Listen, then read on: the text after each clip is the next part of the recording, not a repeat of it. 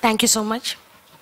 At the onset, I thank organizers for giving me this opportunity to speak on a topic which is really very close to my heart, um, and that is assisted vaginal birth.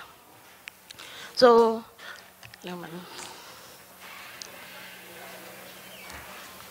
assisted vaginal birth, it refers to any surgical procedure designed to expedite the vaginal delivery, and it includes episiotomy, forceps, vacuum, and so on. And it is a key element to essential obstetric care and significantly reduces the maternal and newborn morbidity and mortality in resource-poor countries. However, there has been a progressive decline in the rate of instrumental vaginal deliveries or operative vaginal deliveries. Somehow, there is a shift from using a forceps to the vacuum, and probably that is because there is a high skill required for forceps application, and the skills required for vacuum application or a kiwi application are comparatively low. I will directly jump to the clinical part rather than going on the incidence and all, because incidence is varying from state to state and country to country. So the classification of operative vaginal delivery, it is outlet, low, mid and high. Mid and high are almost obsolete, and nowadays we are only using the outlet and the low forceps application and vacuum extraction. Now, when should operative vaginal delivery be offered? When there is a fetal compromise, that is, there are signs of birth asphyxia, there are signs of fetal distress, then maternal indications wherein certain medical conditions we want to curtail the second stage of labor, as in class 3, class 4 heart disease, as in hypertensive crisis or myasthenia gravis and so on. There is inadequate progress of labor. Now, with epidural analgesia, somehow the progress of labor is prolonged. It has been observed that the second stage is somehow prolonged. So, with epidural analgesia, for nulliparous it is 3 hours, and without epidural analgesia it is 1 hour. For multiparous women with epidural analgesia, 2 hours and 1 hour respectively. And of course, maternal exhaustion is another indication for assisted vaginal birth. In contraindications, any contraindication to vaginal delivery, there is no consent from the patient. This is one of the very important thing.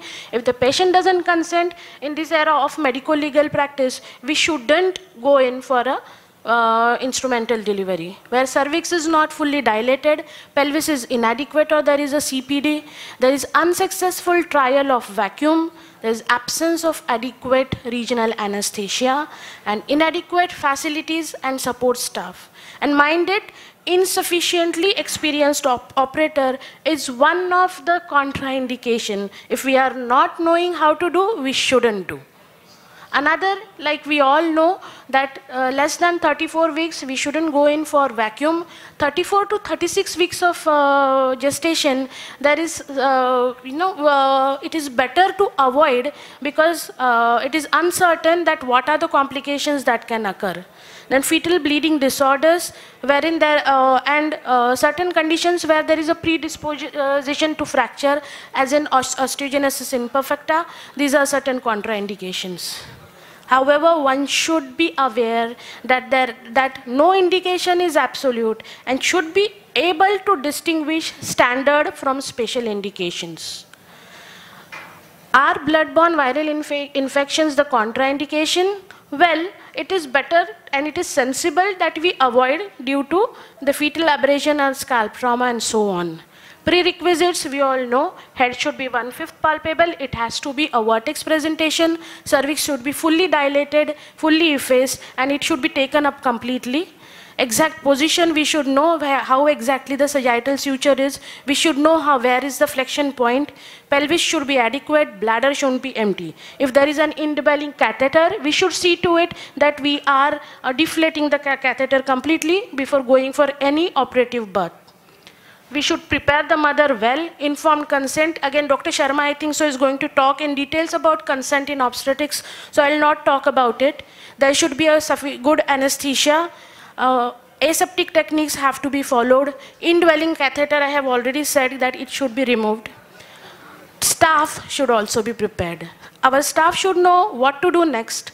We should know how to perform. If we are not experienced enough, we must take help of our senior obstetricians who can, talk about it. Consent, I'm not going to talk in detail. Dr. Sharma is going to take care of it.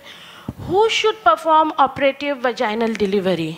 An experienced person who has conducted certain operative vaginal births under supervision. They should, and they have enough experience to conduct the labor, should be performing the operative vaginal delivery. Where we all know it has to be near to the operating room.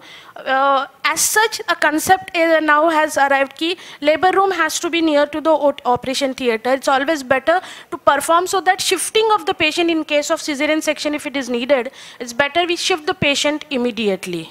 What are the instruments available? Forceps, vacuum, Omni and Kiwi cup, and the newer ones, the Mystic 2 and the Odon device.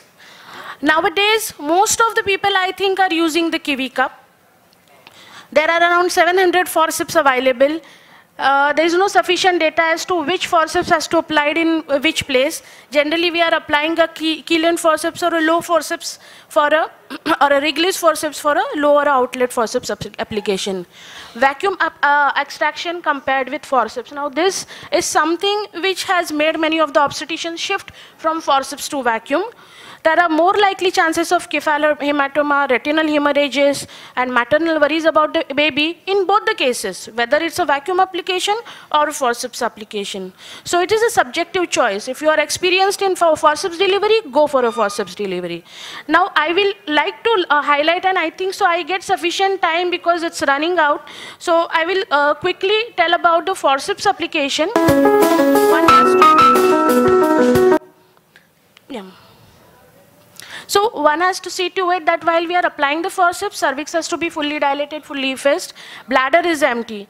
We have to see to it that whenever we are applying the forceps, we have to protect the vaginal wall with the help of our fingers, and we have to guide with the help of our fingers into the vagina.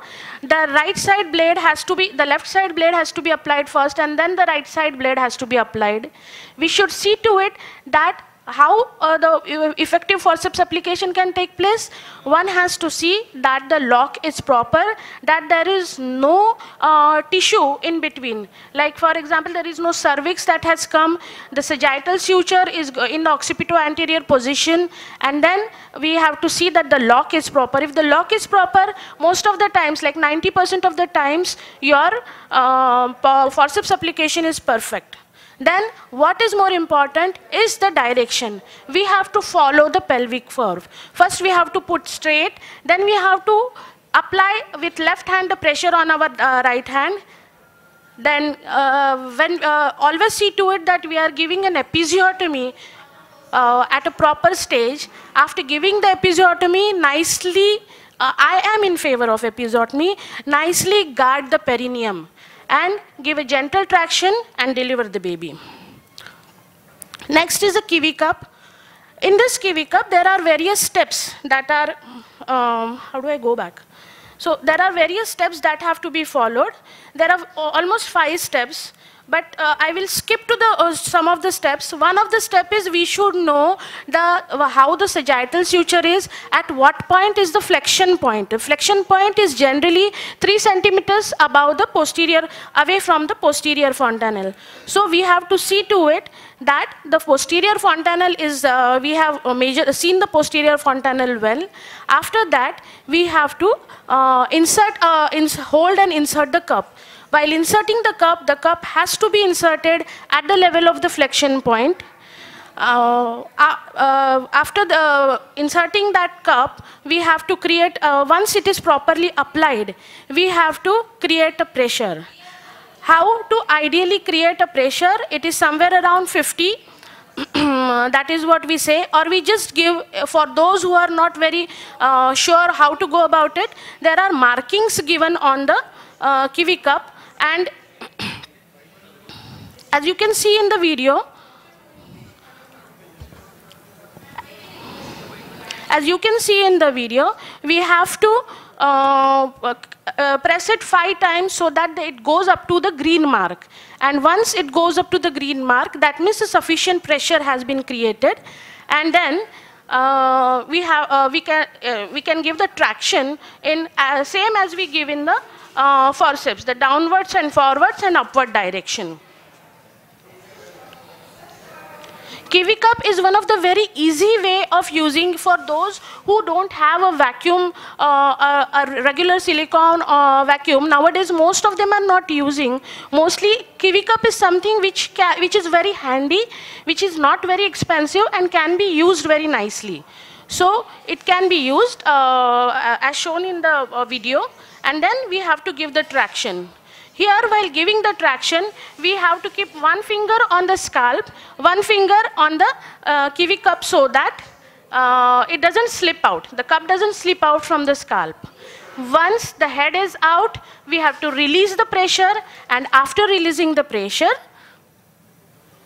yeah, just give me 1 more minute. After releasing the pressure, the cup will come out, and next we deliver the baby. Another very good device is a Odon device, which is made by a car mechanic. Literally, it has been invented by a car mechanic. Procedure is very simple. We have to slide the cup, create a vacuum, slide a bag over the vacuum, over the cup, and let it go beyond the baby fetal head. Then release the cup by releasing the pressure and pull that bag.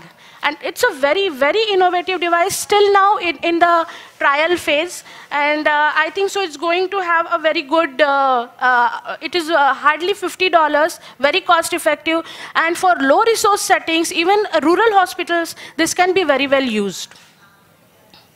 So when should assisted delivery be abandoned?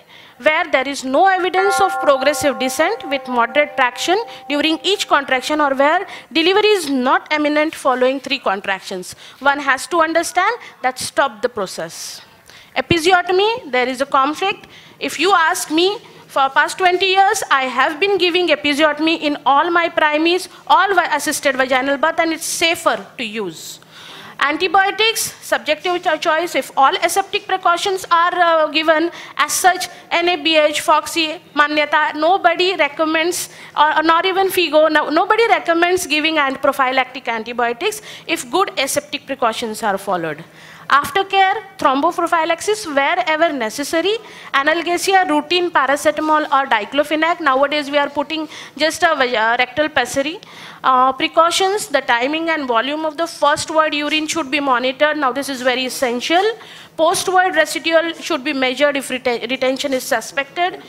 Should women be offered physiotherapy? Well, directed strategies are there to prevent. Complications, ICT, facial nerve palsy, cerebral spine injuries, and then there are all the maternal complications, same as in routine vaginal deliveries. Future deliveries, of course, one can have a normal vaginal delivery. Why not?